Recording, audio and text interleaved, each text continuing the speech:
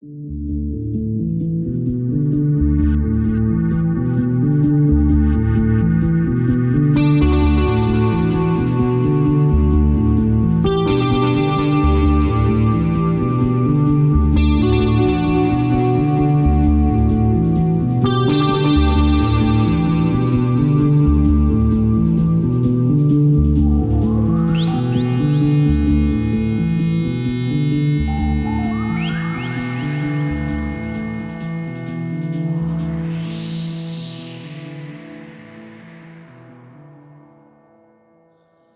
morning, everybody, and welcome to Benalla Art Gallery. I'd like to begin today by acknowledging the traditional custodians of the land on which we are meeting and paying my respects to their elders past and present and to elders from other communities who may be here today. It also gives me great pleasure to acknowledge Councillor Gail O'Brien. Thank you for joining us, Gail, and the many familiar and new faces in the audience, so thank you all. Today, I feel very privileged to be introducing one of our close neighbours and also a close friend of Benalla Art Gallery, Bree Pickering, Director of Mama Albury. Bree is, of course, the third presenter in our continuing series, Exploring the Power of Cultural Infrastructure, through which we have already heard from some incredible speakers and benefited from their valuable sector insights. This series, of course, is intended to provide an opportunity to collectively imagine and advance toward an even more prosperous future for Benalla Art Gallery. We are, of course, on the journey towards redevelopment, but more than that, to fully realising this gallery's potential within the community. Many will be pleased to have seen a significant step taken on that journey over the past fortnight with the release of a public tender for architectural services, which will encompass the development of a master plan for the gallery. These architectural services, These architectural services are fully funded as part of the Stage 1 redevelopment support we've already received with thanks to the Victorian Government. I'd also be remiss not to acknowledge that this series of talks would not be possible without the skilled and committed support of our partners at both RACV and M Pavilion, and my thanks again to these teams for their assistance in coordinating, staging and recording today's proceedings. This session is particularly close to my heart. As a North Queenslander originally and a North East Victorian now, I've always been passionate about regional institutions. I know them to be unique, complex and immensely valuable to their communities. They are multifaceted, playing a key role in shaping memorable community and visitor experiences, in placemaking and in economic development, outcomes which have been explored in both Katrina Sedgwick's and Nicole Derling's previous talks. But there is a bigger and perhaps more meaningful promise, one of social impact, a contribution to improving social cohesion, community pride, education, health and wellbeing outcomes. This offer, sitting alongside the pure cultural experience and the economic proposition, are regularly discussed when investment in any cultural institution is being considered.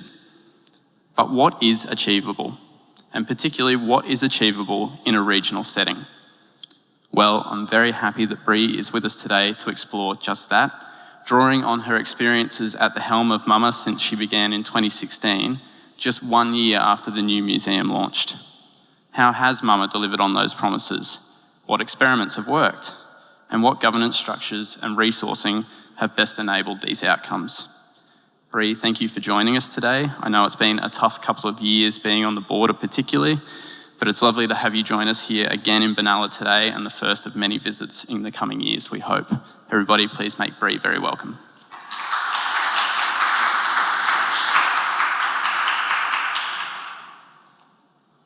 Thanks, Eric, and thank you everyone for having me. Let's put some water down here. I was just saying to Eric and Phil, I'm actually quite nervous because I haven't done a public event in 2 years, I guess. At least, you know, these sort of formal ones. But yes, thank you so much for having me. I'm actually so thrilled to have been invited to participate in this exciting series of talks, and at such an exciting time for Benalla Art Gallery. I actually think that art galleries define themselves through rupture and change, even while they present as stable anchor points. as places we go for comfort, hope, beauty, escape, and just overall connection with the human experience. I think these past 2 years have really demonstrated that to us more than ever. Suddenly the social impact of art and culture on our lives has come sharply into focus. I won't labour on COVID, we've all had enough of it. But I think for our region in particular, it's worth noting that COVID arrived just after a terrible, horrific bushfire season.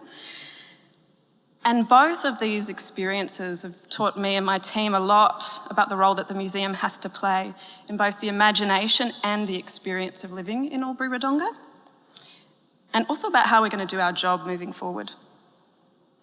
I'll just tell you a little bit about me, I suppose, to kickstart. The first thing I want to say is that I love art. And I mean, that should be understood, I suppose. I am an art director. But I genuinely believe that it is a transformative thing to encounter, that it's one of the few things that makes us instantly arrive at a critical point in the way that we think about ourselves, the way that we relate to objects and culture.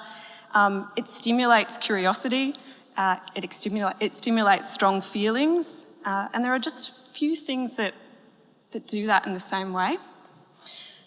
So my career has really been about looking at the ways in which we make art available to people. I am also a regional Queenslander, that's where I grew up, and I also live in regional Victoria in the north-east, just on the border of Albury and Wodonga.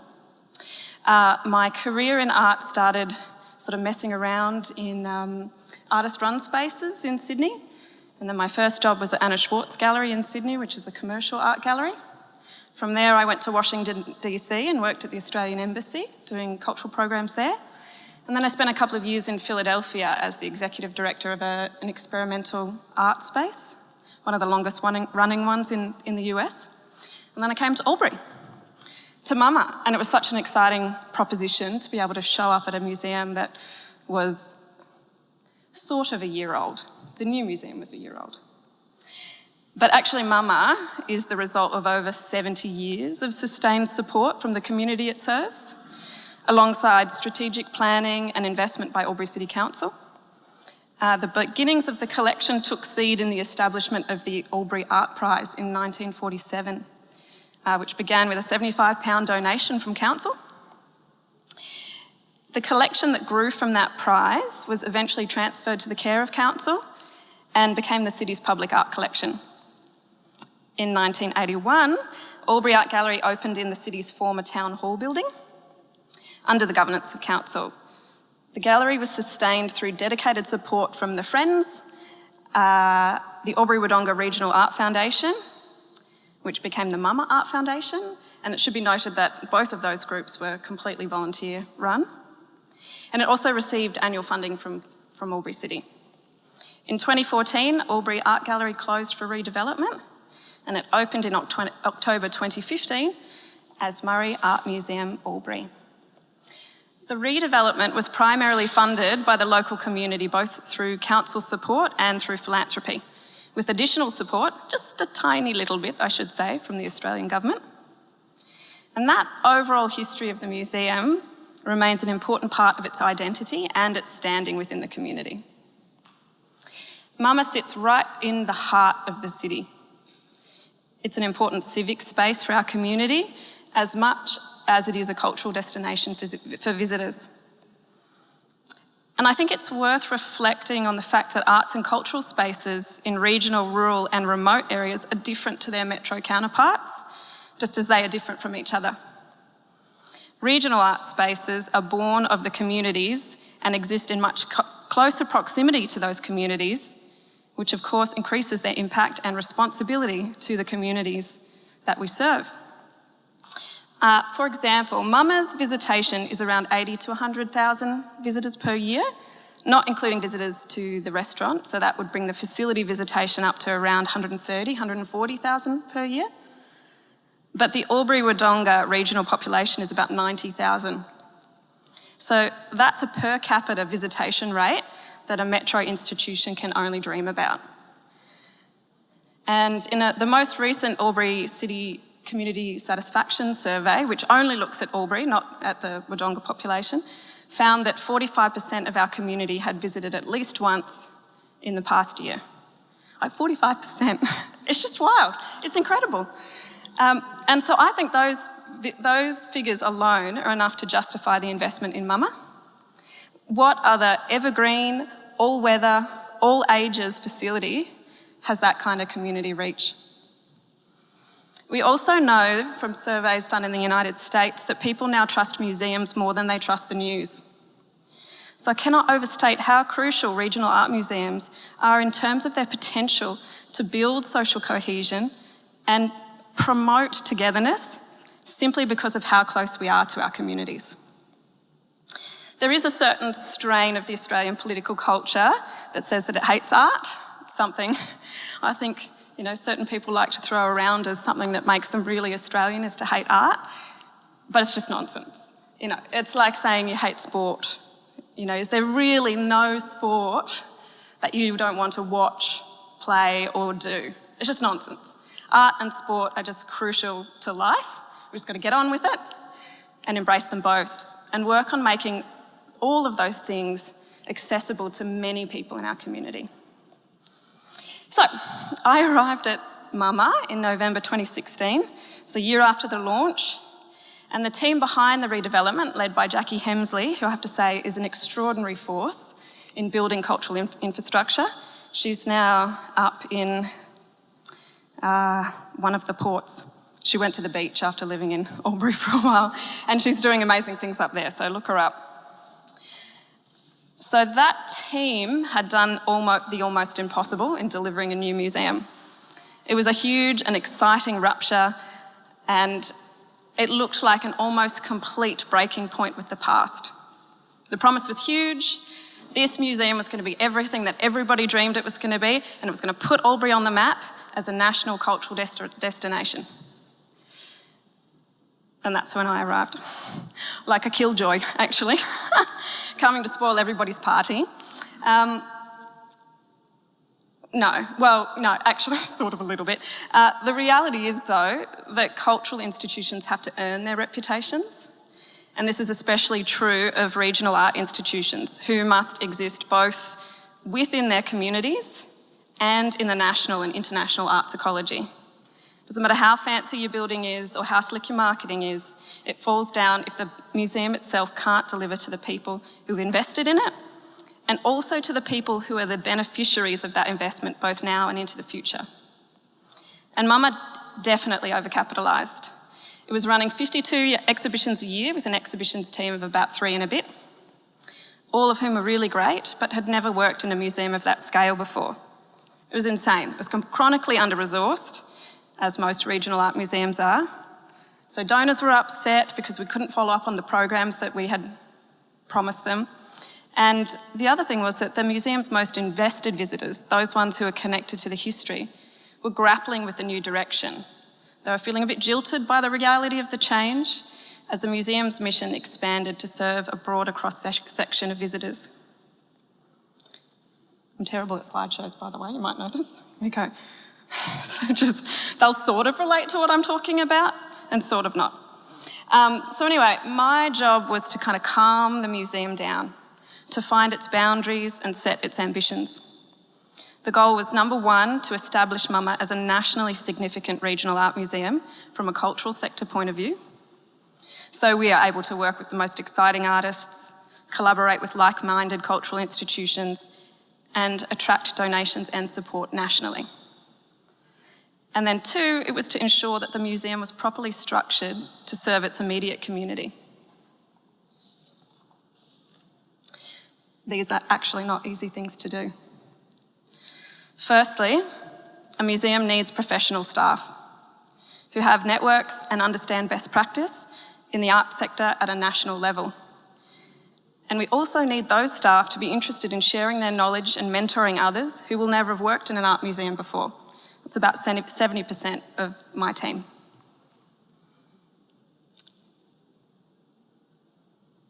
Sorry, just to check how that's working. Okay, that's how it works. You've been looking at a blank screen. Okay, good. Here we go. So this is a really obvious statement, but this is what I have been doing, actually, is just reminding everyone that we are an art museum. That is the container through which we do all of the work that we do. It has boundaries. And part of looking at things this way is being really realistic about what our funding can achieve. We've got to be ambitious, but realistic. Artists must be paid, and we must do our work to a high standard. It's all very well to want a Mona in every town, but not every town has a David Walsh. And look, we're compared to each other as regional art museums, but what Bendigo can spend on one international exhibition is what we spend on our entire program for a year, and what we spend on one exhibition might be what Benalla is currently spending on an entire program for a year. So we really have to think about what we have and what we can do with what we have. Not let that hold us back, but just be realistic. So what we've done is we've built a really ambitious program that is underpinned by a solid collection, which Benalla also has. And we also celebrate excellent contemporary art that has a focus on living artists. And this focus returns our public investment back into building and strengthening the national arts ecology. And actually, this focus on excellent contemporary art by living artists is part of our history. Your former director, Audrey Banfield, was also our former director. And when she came to Albury Regional Art Gallery, she wreaked havoc on the collection, changing up the collection strategy to focus on photography back in the 80s, because that's what was possible for the gallery's budget. But it was still innovative and it was still exciting. So it was Audrey who invited a young Tracy Moffat to Albury, and out of that residency came Something More, which is one of our most iconic artworks.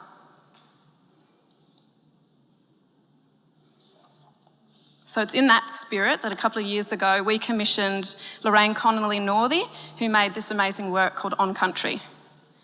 This work was the most ambitious to date for both the museum and for Auntie Lorraine, and it's now currently on view at the NGV in Melbourne. We want to continue to challenge the idea that cities have a monopoly on the production of culture and that we are just the recipients of their work. So the third task I had to do in settling the museum was that I needed to build trust with all of the stakeholders on the museum's behalf. And I would actually argue that there is a broader range of stakeholders for regional museums than there are for metro ones.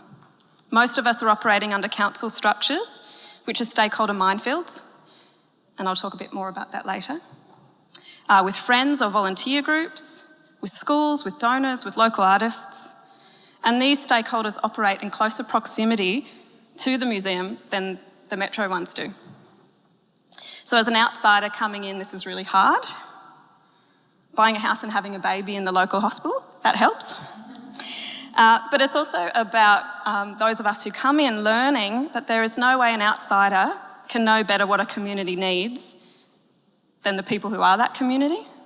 So we can bring expertise and we can bring experience, and that can value add, but the communities are the knowledge holders. What's also important at the local level is expanding the understanding of who is the community. And art galleries and museums have been notoriously exclusive, underserving and underrepresenting many in their communities. So we have to challenge that. Let's see where we're up to again.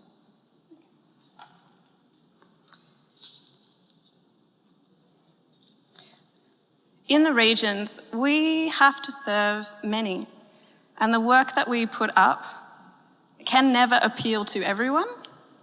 So what we do is remind people when they come in with their strong feelings, which we want them to have, and say, I hate that, or I don't like that show, or no, there's nothing in here that appeals to me. And we say, okay, that's great, it's a great observation. Come back, there might be something later. But also remember that the person who's walking in after you does not share that view. They might love something in here. You know, as a visitor too, we have to understand that there are varied interpretations and reactions to art. And in regional museums, we've got to show the old landscapes in our collection. We also have to do amazing things like present Brooke and Garu Andrews' work, which took over the old town planning office, which is such an incredible statement on country from a Wiradjuri artist in a building that was literally a place where First Nations culture was taken and land was taken away from them.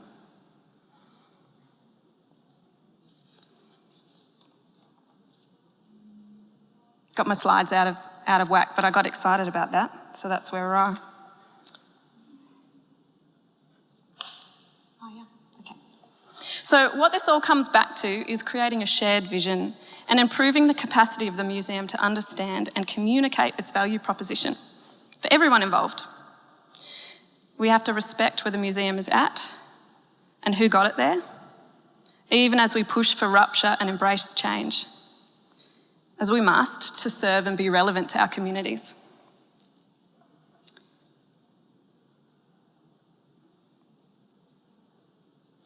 So I think it's our capacity and willingness to try and then to reflect and improve, to push and to change. That's where I think Mama has been really successful to date.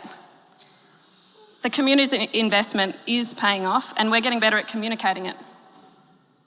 One of the things we did when I started was we radically reduced our exhibition load from 52 to 23 a year, but we improved the quality of our output.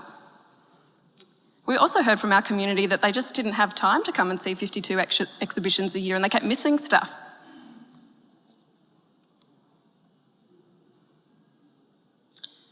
We equitably support international and national artists and local artists. We don't differentiate between those.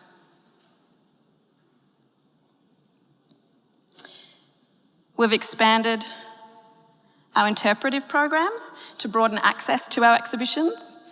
On average, we host about 1.2 events per day for the 362.5 days per year that the museum is open. We run programs for schools. So many kids get to see art as part of their everyday experience in a regional town. We run an art school for kids and for adults, and we serve over 400 students a year.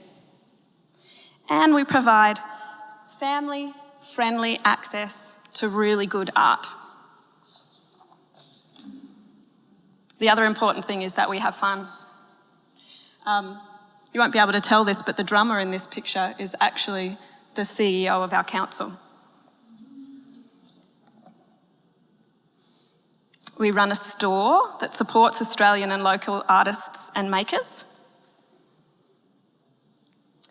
And importantly, we work with local service providers to develop and deliver programs to underserved people and those experiencing disadvantage, enhancing the work of those providers rather than duplicating it. And what we're doing is we're showing those providers how art is a powerful mechanism for improving mental health and connection with place and people, and how art can actually extend and enhance their existing programs. There's a lot of work to be done here. The images in this slide were taken by young residents of a social housing neighbourhood in Albury, and the project was led by a local photographer, Dirk Wallace, in collaboration with Albury Facts, to help use art to build pride and a sense of community in a neighbourhood that is overlooked by the broader community. Because art is also about visibility, who gets seen and who gets celebrated. We're running multilingual programs as we recognise the breadth of access needs for people who live in the museum's catchment region. The museum is also the key non-nature-based tourism destination, and we elevate the brand of Albury as a regional city. It's like our very existence makes people feel better about where they live. And importantly, we're encouraging investment from outside our community. In the past 12 months, we've attracted over $1 million in grants and donations for programs and collection, mostly from national foundations and donors.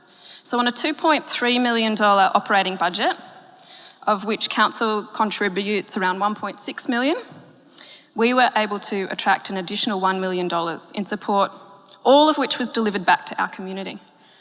And that part of it is absolutely connected to building the museum's reputation in the sector, and it's absolutely critical. Because fundraising for infrastructure is relatively straightforward. Funding for less tangible things like programs and buying art is a much more challenging proposition.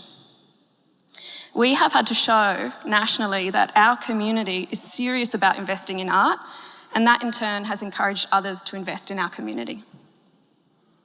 We were open every day that we could be during the past 2 years, and when we couldn't be open, we had art on the museum's exterior, and we advocated for uplifting cultural stories in the local news, and our programs are consistently at capacity. There is no doubt that the museum is a place for joy and uplift and a source of community pride with a national reputation for really good work.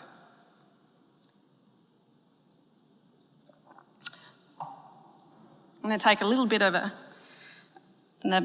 right turn now and talk about governance, which is super boring if you love art, but actually really important to delivering it. So, while my team have been delivering an amazing program for our community, what I've been trying to grapple with is how do we run an art museum in a regional town that has to achieve all of these things? What are the best structures to have sitting behind it?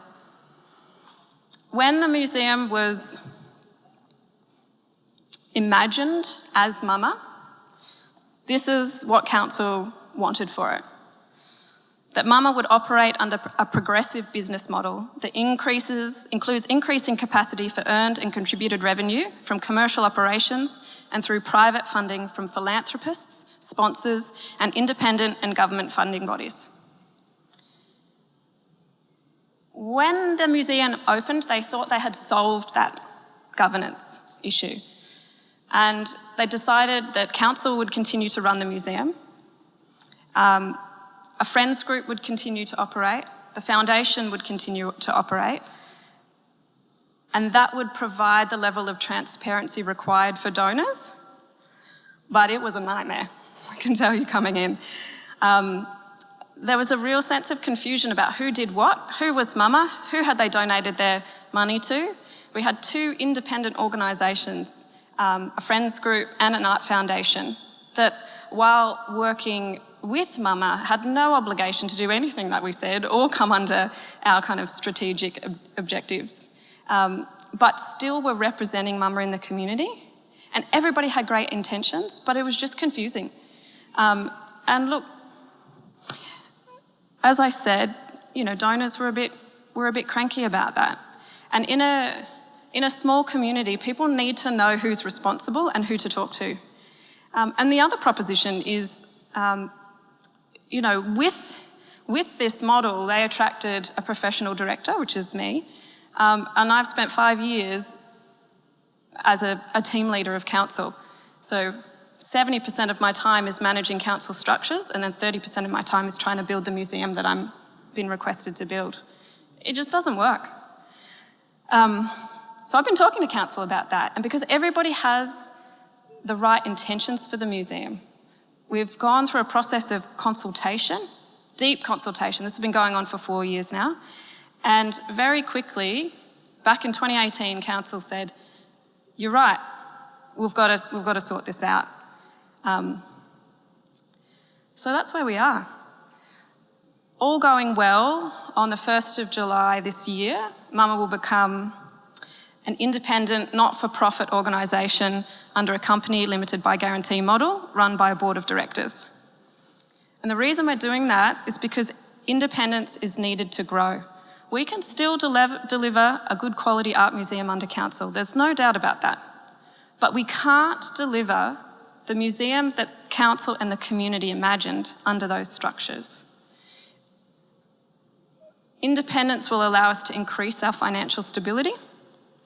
It opens up access to more grant funding programs, and it inspires confidence. The truth is that people do not want to donate their money to council because they don't know who's in control of it. They don't have transparency. And it doesn't matter how good council's intentions are, because I can tell you our council's intentions have been very good. That's not the point.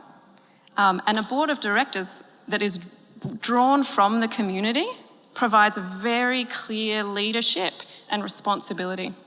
It also just does really simple things like providing audited financial statements that look very closely at the museum. And so you have absolute transparency over costs associated with running a museum, because a lot of the time museums and art galleries are run on volunteer hidden labour, and that means that support programs are underestimated, people burn out. That's no good. That board of directors also brings expertise and passion.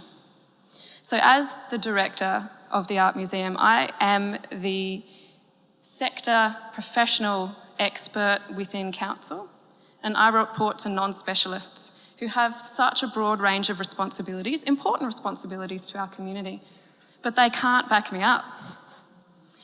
And I can't do my job without that backup. And also, it creates a risk, and that is that all of the relationships that the museum holds with donors and grant funding bodies are all my relationships. And I'm going to leave one day. That's a reality. That's what we want. We want leadership to regenerate. So we've got to have structures that create relationships for the museum itself and that can be transferred as people change over. And that's what a board of directors will do. The other thing, and this is not unimportant, is that it will reduce administration burdens. Council has requirements that are absolutely necessary for showing community how public funds are spent, but those processes slow down a museum. And we are just a small business. I mean, a $2.3 million expenses business. It's a small business. We've got to be agile. If we want to run a shop, we've got to be able to change things at the last second. And we can't go through these annual budgeting processes and still make, the money that we need. $5,000 to a museum is like, my goodness, right, Eric? What could you do with $5,000, an extra $5,000? We do so much. Send it straight back into the community. We easily spend $5,000 just on pushing bits of paper around, And as I said, that is necessary for lots of council functions, absolutely necessary. Not necessary for a good museum. And given all of the other things that independence can bring, it's a no-brainer for us. What's also important, though, is this isn't independence like, see you later, go figure it out on your own. No, we can't. Our funding, 75% of it comes from council, and council's commitment will always be a big part of the museum. So what we've had to do is build a framework that shows the interrelationship and also the goodwill. So the company constitution recognises council. I should say that this is not unprecedented. Shepparton Art Museum just went through the same thing. And other regional galleries are now looking to both Shepparton and to us to really think through where things are going. We'll be leasing the building from council, peppercorn rent, $1 a year. They'll look after the facility. We have a funding agreement that will lock in funding for us, but that also gives us confidence to run our base program. So we're not trying to make it cheaper for council to run the museum. We're trying to create a proposition that says your investment will go further under this governance structure. There's also a collection agreement. So we've decided that such an important component of the work that we do is that the collection belongs to the people of the city. And so the collection will remain a council asset, and they'll lease it back to, basically give it back to the company for us to manage and to put on the walls. And the other important thing that we figured out is that we have a strategic plan, as most art museums do, but we've adopted a council process, which means that our strategic plan is developed in that community consultation process. And this is super obvious for anybody who works in council, but there are no art and cultural institutions that are running their strategic plans through an open community consultation process, which if you reflect on it, that is crazy. But it takes being in a slightly different environment to realise how important that sort of openness is. We can be confident that our strategic plan reflects our community's desires, and it's also deeply aligned with Albury City's strategic plan.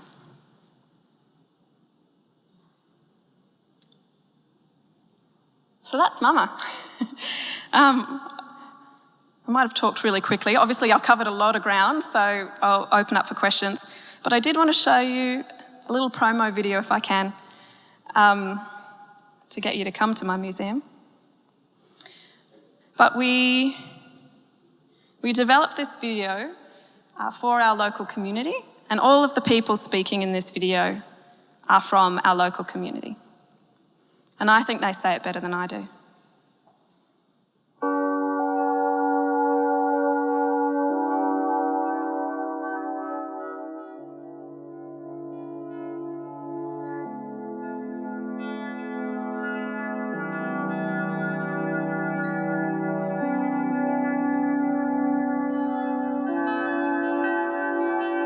I think it's important for everyone to have access to high-quality cultural experiences. I think it's vital that those experiences are shared as far and wide as possible. The world functions in some quite prescriptive ways at times, and artists are very, very good at breaking those modes of thinking. It allows us to see the world differently, and that's important. I think Mama can take its place on the world stage. As a learning organisation, it destabilises that divide between the provincial and the international. People move here, people visit here, and they say, "Wow, you've got Mama here." It's wonderful. People coming through, they're from all different locations. There's from Sydney and Melbourne and Canberra and various communities from around Australia and around the world. So that's bringing a lot of interpretations of art. We have a major gallery, regional gallery in our town. We're very lucky to have that. But it takes a lot of work to establish it. And the best thing that people can do to support it is to come and bring their friends, particularly their friends who travel from other places, bring them down here, look at the exhibitions and have a cup of coffee. The Art Museum's got a terrific range of courses suitable for all ages, from watercolour, printmaking, photography, ceramics, drawing, from all levels of experience. I particularly love it when someone says, "I've never done anything creative in my life," because I go, "Ha, I'm going to work with you." They'll be surprised what they're capable of. To have a store in my hometown showcasing local makers and artisans is awesome. It's great. It means a lot to me, really. Knowing where a product has come from, it's high quality, it's going to last forever, I think is really important every time you use a product. The role of a museum is just to make a place that's welcoming for all, and a place that people can come and see things that they might not see at home, or they don't get to see on television or social media. But seeing art in person is a privilege. Not everyone can do that. So if you have the opportunity to come to Mama and to see the work that's being done here, you'll see an incredible representation of local artists, of artists working on an international stage, of group shows, of artists from all diverse backgrounds, and we open it up for you to come and see that yourself and bring your family and friends as well. When you visit, we love to give you a brief orientation before you explore the art museum. The museum is a day out with a free entry, and we open every day. We hope to see you soon.